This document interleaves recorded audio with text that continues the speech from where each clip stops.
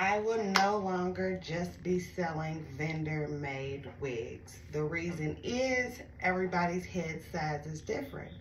Everybody wants a different look when it comes to their wigs. If you have not already subscribed, be sure to subscribe. Give me a thumbs up. This is Her Games World. If you've been following me, I have been letting my hair breathe. The shrinkage is still real. My hair is a mess. It done shrunk up and it done did everything. My baby done pulled it. You know, it is what it is right now. I'm not doing my hair until tomorrow.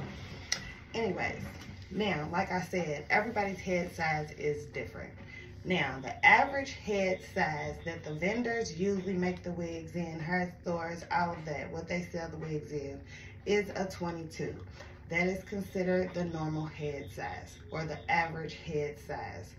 But there are women that are a size 19 or a size 20 or a size 21 or a 22 or a 23. I don't know if there's a 24. Never ran into a 24. But hey, like I said, everybody's head sizes are different. Now, I'm going to start off with adding size 23 to my wig line. Those wigs will be handmade. My vendor is letting me know that I can buy the wigs in a size large, which would be about a 23. But I got to try that out first. You know, this stuff comes from overseas and I need to make sure. They're usually spot on. My vendor is so dope. They're usually very spot on, but I need to try that out first. So until then, they will be made by hand. Now, this is the great thing about when wigs are made by hand. I can make them as full as I want. Those luxury wigs that you see that are super full and nice and flowing, a lot of those wigs are handmade. Now, there is always the option that my vendor gives me. I can pay a little extra to have them make the wigs fuller. I'm not exactly sure which way I'm gonna go. I already used to make wigs by hand, but as I got further in my career, I had less time to sit there and take hours to make a wig after I done bleached the knots and did this, and then I gotta style it. That stuff can take up a whole day, okay? They can take up a whole day. But I'm gonna make time because I want to satisfy my clients. Now, the normal head sizes that I run into are about a 22, 23. Now, every now and then I run into a woman that is a very, very petite, and that's usually when I run into this issue. A lot of petite women, their head sizes are smaller. That's when I go to the kid size dome head. Size 20s, things like that. So when it comes to the size 22, which is the average wig size that the vendors make the wigs in, their wig is gonna be bunched up in the back, or they need extra support to keep it tight, but it's still gonna be bunched up in the back. Nobody wants a bunched up wig. So that too, okay? So usually, I haven't ran into too many women that are size 19 or 20, but I have ran into women that are a size 19 or 20, just not too often. It was years ago, probably maybe one person. But I make sure that I have dome heads that are that size. But I'm not gonna worry about that right now. Right now, I will be able to provide size 22 and size 23. Now, the wigs that come from my vendors right now, I'm selling all glueless wigs. Now, I do have access to frontal wigs. Frontal wigs are not something, it seemed like my clientele went to glueless wigs, which is fine with me. I love glueless wigs as well. That's what I promote the most because that's what I wear the most. That's probably why my clientele is mostly glueless wigs. But I do have access to some beautiful frontal wigs with great HD lace, okay? Like it melts into your skin. But those are pre-order unless I have them on hand. Now, glueless wigs, I make them by hand. I make sure I include extra elastic bands. I make sure I use a breathable cap. I make sure I take your measurements before. Now, that's another thing I wanted to get into. Because people's head sizes are different. Now, usually I can pinpoint if a person's head is about average size, a little below average size, or a little bigger than what is considered average size. So, a lot of the times I like to take measurements. And sometimes I run into people that don't want to get their measurements taken. They're like, no, I'm gonna just take this. But like, for example, I had a lady a couple years ago get mad at me because I told her I needed to measure her head. I could tell that her head was a little above average size.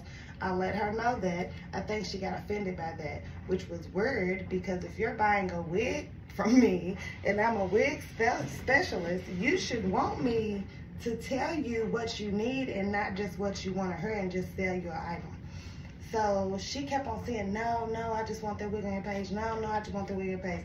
I said this 3 or 4 times, like I was just pushing this lady's money away, pushing her money away, pushing her money away. After the 5th or 6th time, I was like, okay, cool. You know, it's always a possibility. Maybe you can fit it. But so then, hey, I done said this 5 or 6 times. Guess what happens? She calls me the next day. The wig is too small. Okay, well, I can exchange it. I can, you know, I'll give you your money back, or we can exchange it. You can let me keep the money and then just add on to the money and I'll make you a custom wig or whatever. Problem, this is where the problem came in. She had cut the lace. Once you cut the lace on the wig, there's nothing I can do with it. So I would be giving you your money back for no reason. So now what I do, I have learned over the years, I was younger in the game then. Now I have learned to let people know I just have to measure your head. Like, it just is what it is. You know what I'm saying?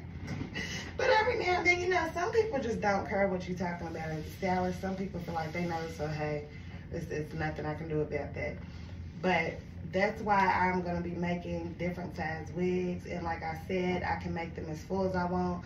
I think that most vendors, if you look at the wigs, most vendors, well, pretty much all vendors, they don't double their tracks.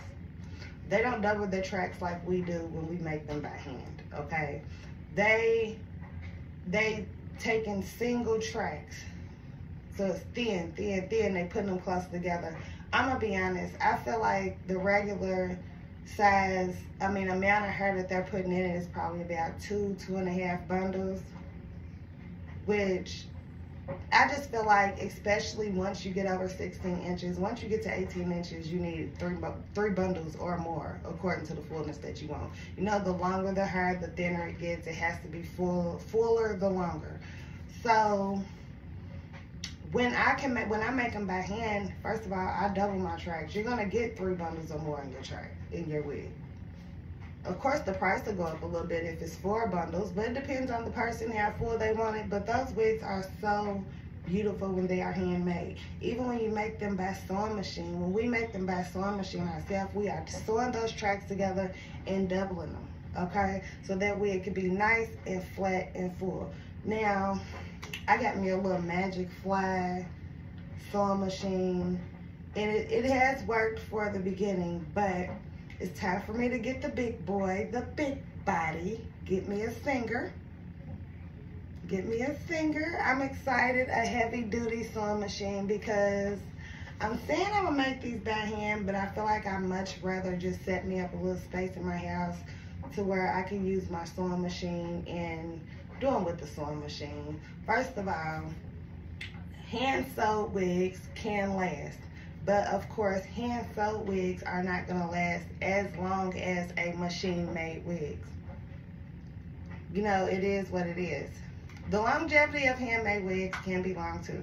Don't get me wrong. Don't get me wrong. But I would prefer a sewing machine wig. So that's just my preference.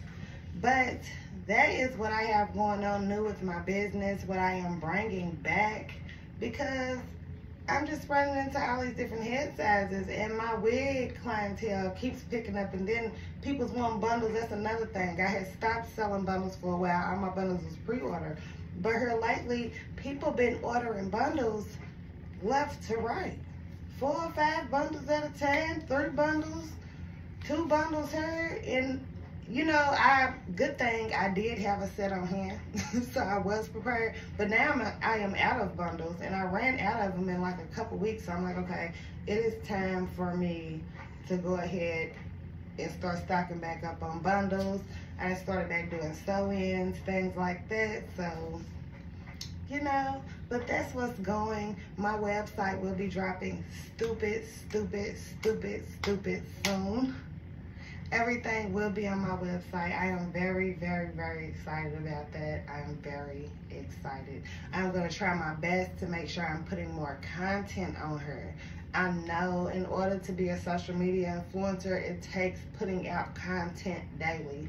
And sometimes I get so wrapped up and I have so much going on with my business, but I have to make this part of my business because this is my journey and I have let y'all in, and I love y'all for watching my videos. I love y'all for subscribing. If you have not already subscribed, be sure to subscribe. Give me a thumbs up. Bro, my hair is like, it's doing what it do, like it's thick, bro. It's like, my hair is so thick. Look at this. Look at this. Look at me try to reshape my ponytails like it's just what it is. I'm black. I'm black. I'm black. It is what it is. Love y'all.